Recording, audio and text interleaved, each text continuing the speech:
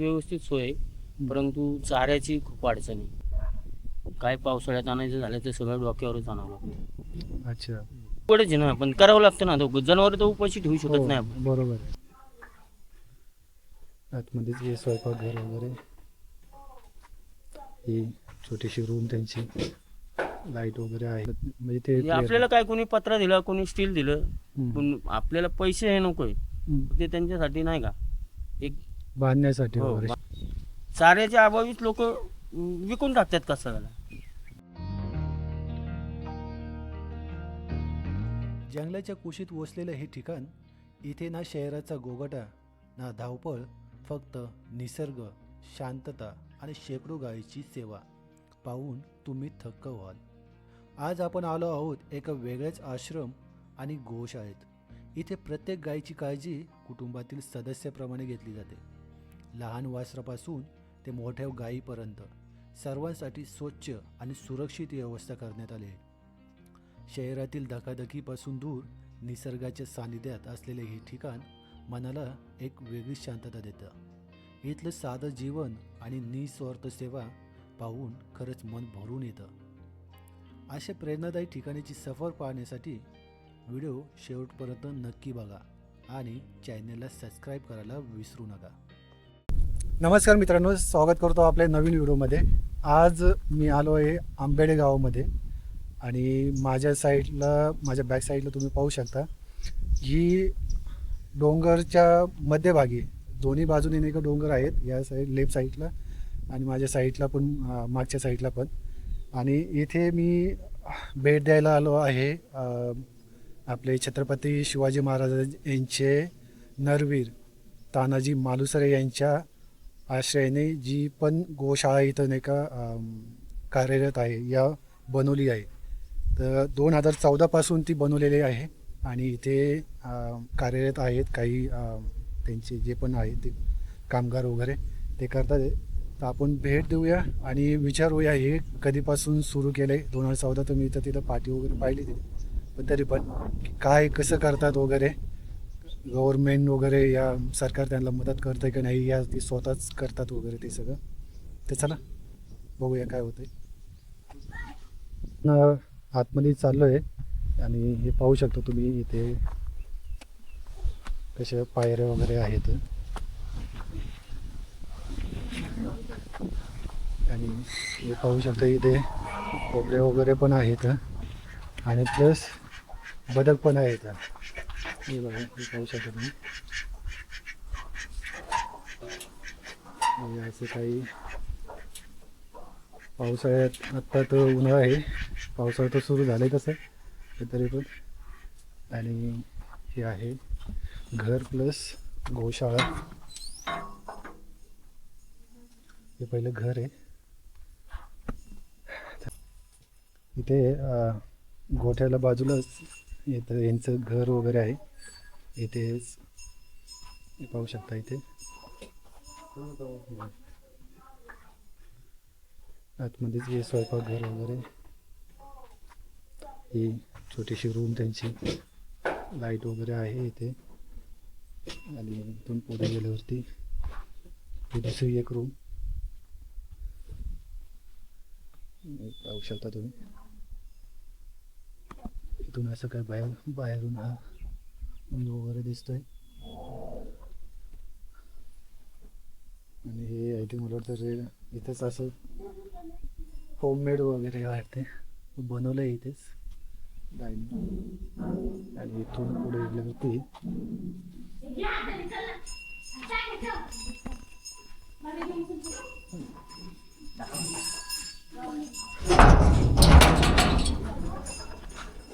ही आहे गोशाळा.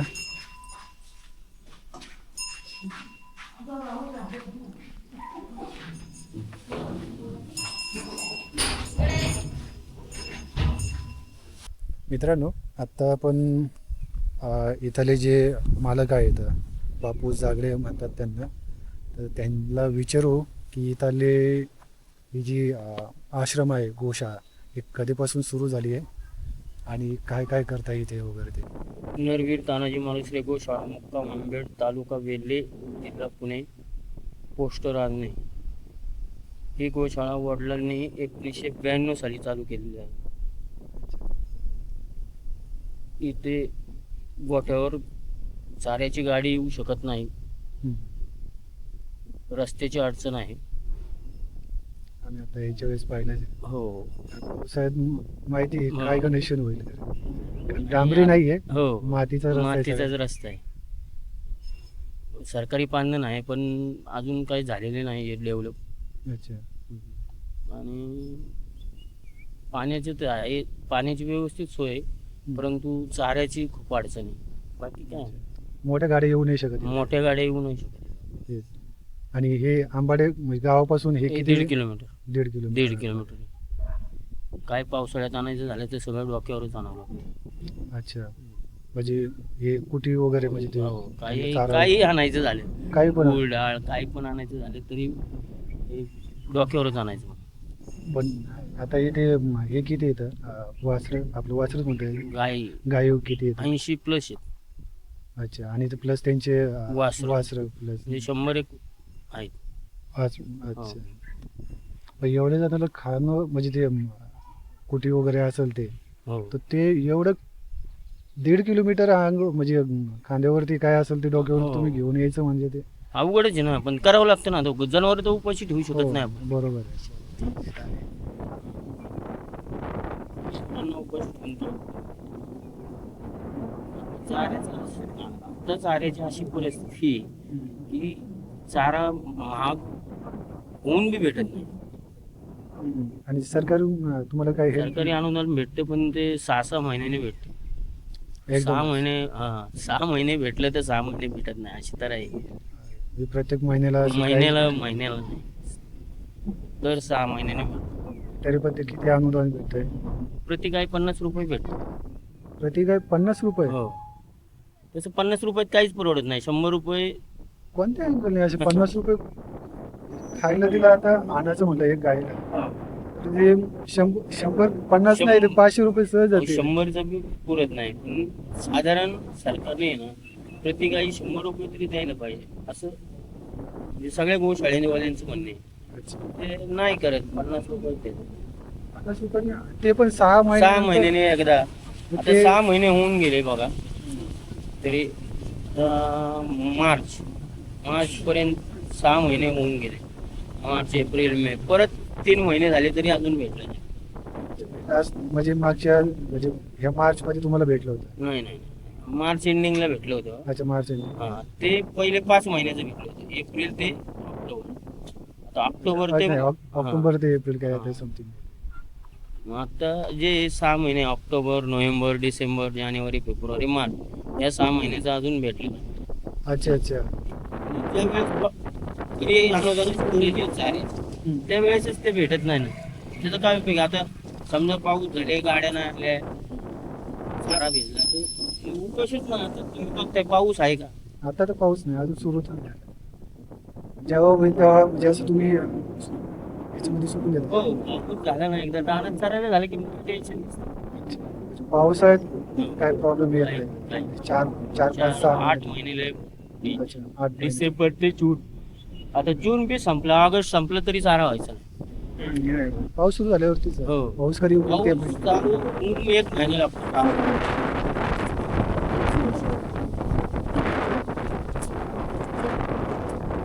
बाकी तुमचं कसं सकाळी 9 साडेनऊ चाऱ्याची व्यवस्था करून आणि बाहेर एक टाकी मी खोली देते. बाहेर एक टाकी आहे. आणि या चाऱ्याचे 2-3 बोर वगैरे आहे का बोर आहे ना. अगं इथं एक आहे, तिथं पाणी कमी झालं. अच्छा इथं आहे पाणी भरपूर आहे. 150 फुटावर दिवसभर उरलं तरी पाणी. पाण्याचं काय नाही. अच्छा फक्त व्यवस्था म्हणजे कसं रस्ता आणि चारा. ते मेन तेच पाहिजे पाहिलं कसं अडचण आहे. समजा अजून जास्त हो. काय पावसाळ्यात म्हणजे चालतच यायचं. बरोबर पॉपलेन जरी आणलं ना तरी इकडे येणार अशी तर आहे. रस्त्याचीच अडचण आहे. पण हे पण 2 जनावर आहे ना, 100 जनावरांना एक माणूस त्यात काय करू शकतो? ते कसं होतं माहिती आहे का, ज्यावेळेस चालत नव्हतं ना, तर तेव्हा दानशूर द्यायचे ना चारा. पण हे यांनी काय केलं, सरकारने अनुदान जाहीर केल्यापासून जे म्हणजे दानशूर होते ते हा. बी द्यायचे कमी झाले ना. अच्छा अच्छा. हा बरोबर, ते म्हणत असते आता सरकार देत हो, सरकार देत आहे, मग तुम्हाला कशाला. पण ते सर- त्यांना सरकार टायमिंगवर देत नाही ना. नंतर आता तुम्ही सांगा, जून जुलै समजा ऑगस्ट मध्ये त्यांनी दिलं, काय काय करणार? फक्त तर कर्जबाजारीच आहे ना. जो गोशाळा सांभाळतो ना, तो आता कर्जबाजारीच आहे. प्रत्येक, मीच नाही, असे 1065 गोशाळे सगळ्यांची अडचण. कोणी आणि कसं आहे, गोशाळा म्हणजे प्रॉपर पैशावाल्या नाहीत ना. ज्या मोठे मोठे समाजाचे आहे, समजा पुन्हा पांजरपूर, असे ज्यांच्याकडे झुंझुंग पैसा आहे ते काय अनुदानाची वाढ होत नाही. पण आमच्यासारखीने आता कर्जबाजारी होऊन करायचे. तर हे प्रकारचं नाही का खूप पुण्याचं काम करताय, पण याच्यामध्ये तुम्ही भरडले जातात. हो. तर याच्यामध्ये वैयक्तिक असं काही हे नाही की सरकारने काय? दिलंच तर आम्ही करू पुढे, नाही असं दिलं तर काहीच नाही ना. नाही ते दिलं आम्ही तर आता करणारच आहे. तुम्ही सांगा, आता हे 2 वर्ष झालं, 2 वर्ष झाले चालू झाले, 2 वर्षच म्हणाले. अच्छा, हे अनुदान हा, सर दुसरा हप्ता, तिसरा हप्ता येईल. म्हणजे दुसरं याच्या एक आपले शेतातले चारा प्लस काही मोठे दानशूर असायचे, एक गाडी 2 गाडी असे द्यायचे ना. आता हे ते म्हणतात गाजर आपण खायचे काम तसे झाले.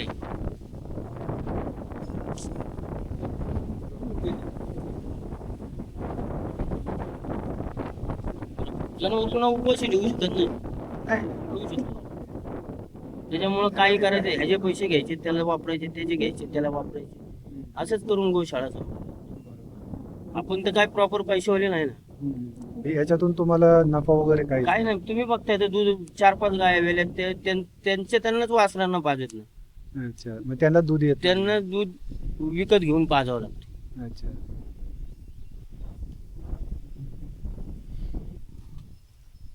आता तुम्ही सांगा, हा बैल आहे, त्याने सोडला, कापायला चालला, तुम्ही म्हणले की सोडा. पण आता चाराच नसल्यावर तो आज 2 महिने झाले इथं आलाय. 2 महिन्यापूर्वी त्याची कटिंग आज इथं काय ते त्याचं चाललंय.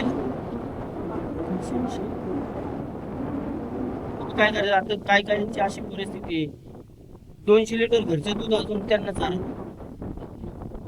एवढी लोकांची इतर हो बरोबर. 70 रुपये लिटर दूध विकून बी त्यांना चारा परवडत नाही, अशी परिस्थिती झाली. गोशाळेवाल्यांनी काय करायचं, आत्महत्याच करायची होय.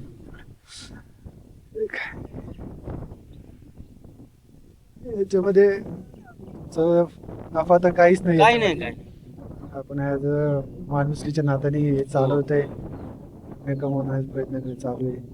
पण याच्यामध्ये सगळ्यात मोठं वाटं म्हटलं ना तर हे सरकारच आहे, त्यांनी अनुदान दिलं पाहिजे वेळेवर, हो. तरच तुम्ही पुढे पुढं चालू शकता. चालू शकता. नाही तर आईला तुम्ही कुठपर्यंत बघू शकता. एकदा कर्जबाजारी तुम्ही आले आणि तुम्ही रिकवर कुठून करू घरी करून करून करणार, असा विषय. शकता. जॉब तर नाही वगैरे कसं आहे, रानात काही पावसाळ्यात थोडंफार हे होऊन जातं म्हणून ते पैसे इकडे ऍडजस्ट करून होतं. पण आता तुम्ही सांगा ना, अजून 2 महिने तर चारा होऊ शकत नाही नाही. महिन्याला 1,00,000-1.5 लाख रुपयाचा चारा लागतो, कुठून आणणार? तर चाऱ्यावाला जर पैसे नाही पाठवले ना, संध्याकाळी चारा देणार नाही. अशी परिस्थिती. अरे बापरे.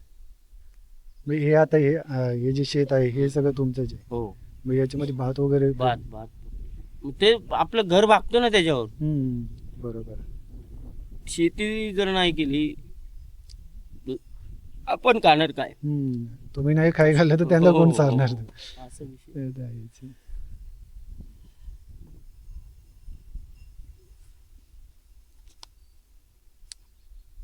आता तर अजून खूप अडचणी आहेत. एवढी जनावर ह्या शेडमध्ये बसू शकत नाही. पण मी पाहिलं स्पेस हो. खूप कमी येते. हो, अजून जरा म्हणजे जागा अजून पाहिजे. एक शेडची गरज आहे, पण आता करणार काय? साऱ्याचं बघायचं का शेडचं बघायचं, अशी परिस्थिती. ते तर आहेच. म्हणजे याच्यातल्या ऑलमोस्ट म्हणजे सगळ्याच गाय म्हणजे असे हो बा. तुम्हाला दिलेले आहेत हो. म्हणजे ज्यांनी काय असं हो. शेतकरी सोडतात आणून. शेतकरी आणून सोडतात. चारा संपला आहे गोशाळा सोडा गोशाळेमध्ये नाही म्हणू शकत. अशी बरोबर. परिस्थिती परत वर सरकारचा जनावर जमा करून घ्यायची शेतकरी असं होतं. बरोबर आहे. असं पण ते गावामध्ये सोडलं की काही पण खाणार हो. वगैरे.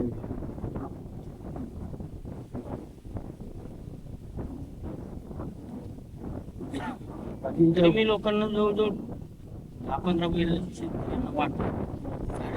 मग काय करणार तुम्ही त्याला खायला पण घाला आणि काम बी करून घ्या. ते तर आहेच आहे. हा, त्यांना इथं ठेवून तरी काय फायदा आहे त्याच्यापेक्षा काहीच तिकडं खायला पण मिळते त्यांच्या शेतात कष्ट बी करतात ना ते. बरोबर बरोबर.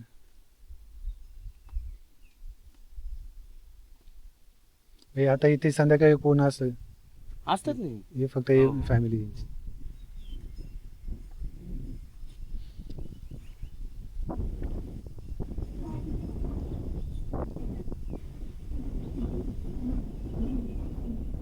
सांगा ना 92 1992 पासून 92 म्हणजे तुम्ही मी चौथीला होतो लहान अच्छा, म्हणजे तुम्हाला स्टार्टिंग तुमच्या वडिलांनी वडिलांनी त्याच्यानंतर वडील 2017 गेले तेव्हापासून मीच बघतो. बाकी मुलं वगैरे तुम्हाला एक मुलगा एक मुलगी ते कोणी आता इथंच हो.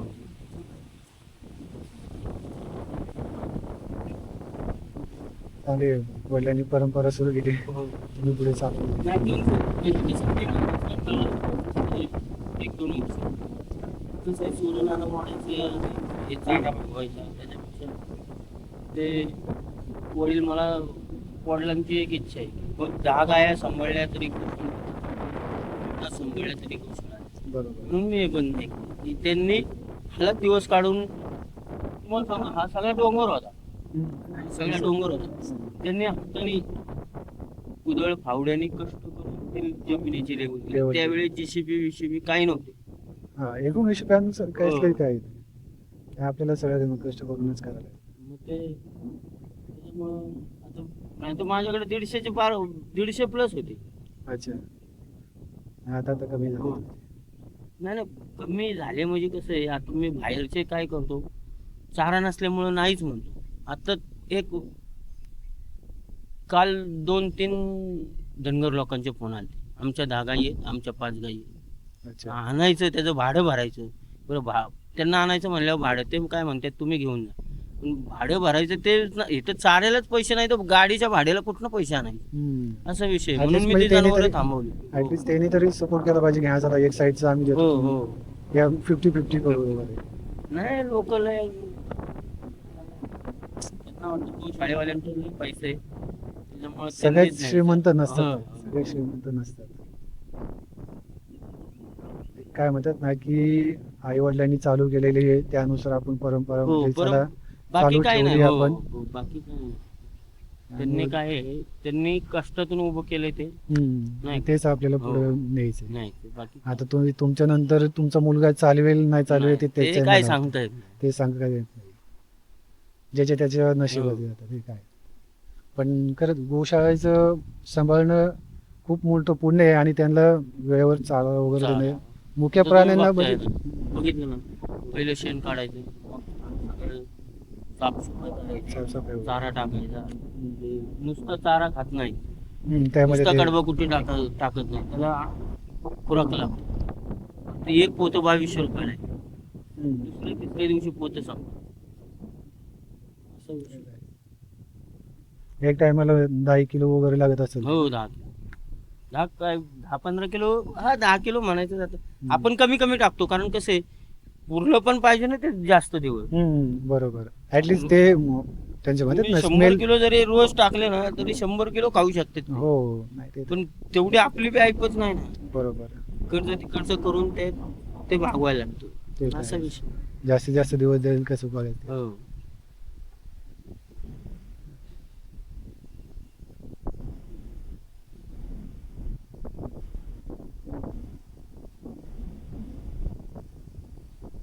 गाडी नसल्या गाड्या येत नाही त्याच्यामुळे काय उत्पन्न नाही शेणखताचं उत्पन्न झालं असतं ते पण जास्त नसल्यामुळं काय हा बरोबर. हा ते तरी ऍटलीस्ट ते शेतात वगैरे. 20,000 रुपये वर्षाला मिळाले.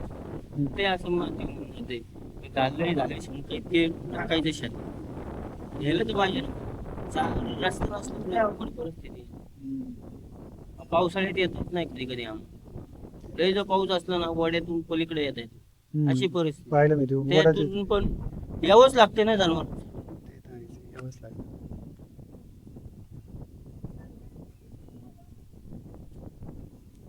शेणाचं चांगलं उत्पन्न झालं असतं पण तेच जास्त chemical main. नसल्यामुळं. तेवढंच हातभार लागलं असतं. हो.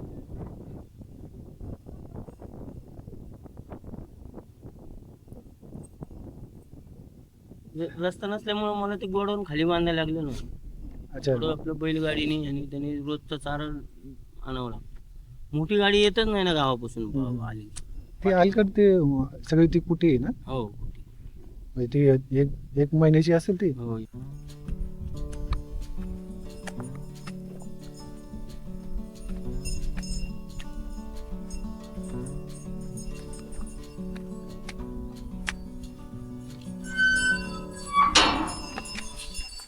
बघा मित्रांनो हा ऑलमोस्ट 1 ते 2 महिन्याचा चारा आहे.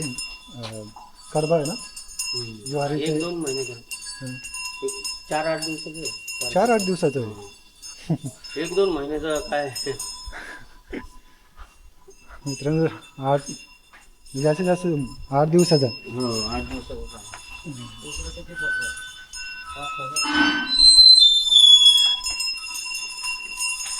या काही आहेत अशा गाई अजून काही बाहेर राहिलेत वाटतं त्या. खोलले पण त्या नाही आल्या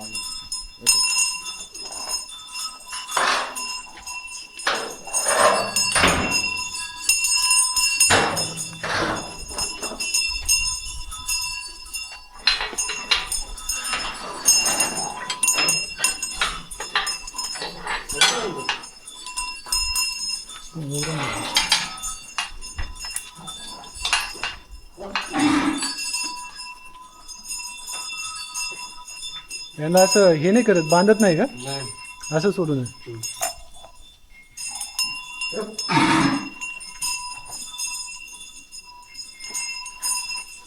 मित्रांनो त्यांना बांधून वगैरे काही ठेवत नाही.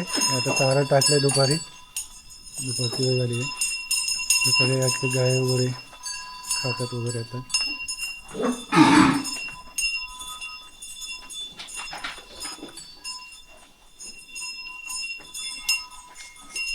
तुमच्या गावात तरी आहे का पाणी मतेचं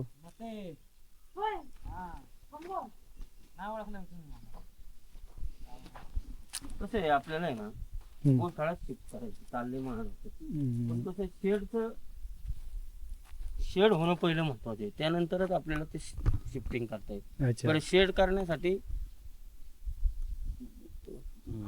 ह्याची गरज आहे ना अनुदानची अनुदानाची गरज आहे मला सांगा म्हणजे तुम्हाला कशा प्रकारची हेल्प पाहिजे मला म्हणजे ते म्हणजे आपल्याला काय कोणी पत्र दिलं कोणी स्टील दिलं पण आपल्याला पैसे हे नकोय ते त्यांच्यासाठी नाही का एक बांधण्यासाठी हो, वगैरे शेड.